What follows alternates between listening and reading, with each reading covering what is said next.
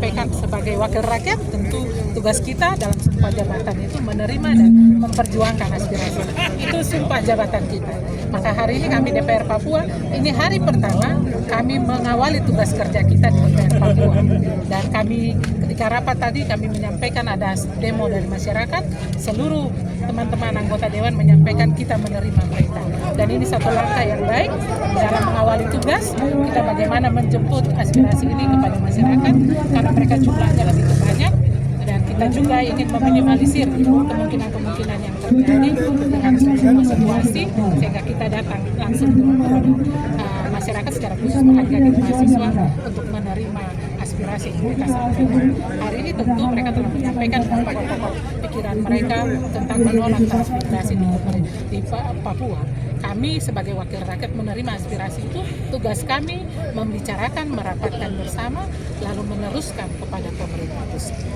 Ibu, di internal sendiri transmigrasi? Kait dengan program pemerintah, tentu jika transmigrasi yang dilakukan itu untuk mengatasi kepadatan penduduk, pada itu kan tujuan utama.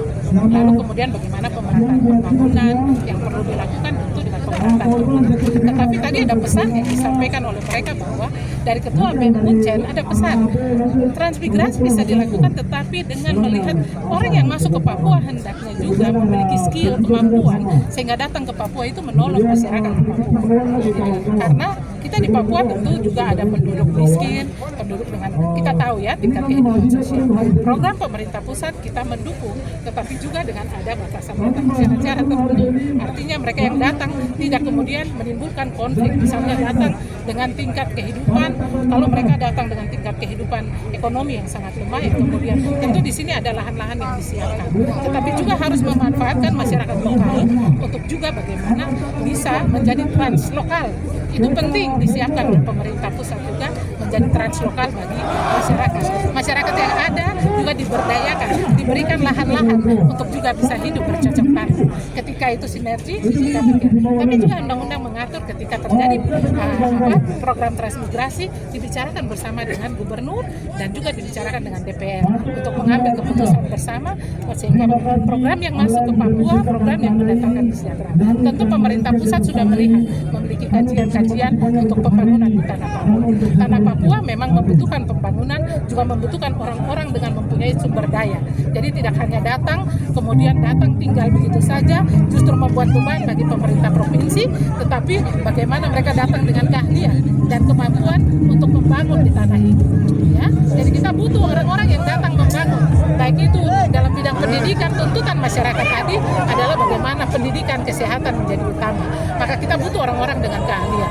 Sekalipun mereka dengan kemampuan terbatas, tapi bisa bermanfaat di daerah di mana mereka tinggal. Ibu, ini aspirasi pertama yang Ibu dorong? 2 orang yang datang menerima aspirasi. Dari komisi mana saja?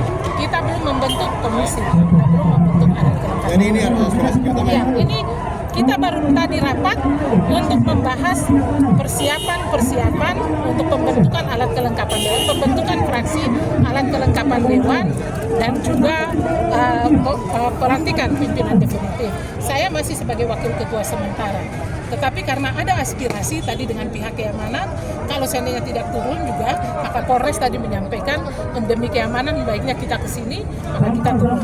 Seharusnya kita menerima di kantor, karena di kantor juga belum membentuk, maka nanti ketika dibentuk baru bisa memperjuangkan aspirasi. Karena kita memperjuangkan aspirasi harus sesuai dengan komisi-komisi yang akan memperjuangkan.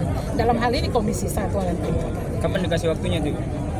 Waktunya sendiri untuk apa? Jangan membatasi waktu karena kita belum membentuk alat kelengkapan dewan. Alat kelengkapan dewan terbentuk dulu baru kita bisa mulai bekerja.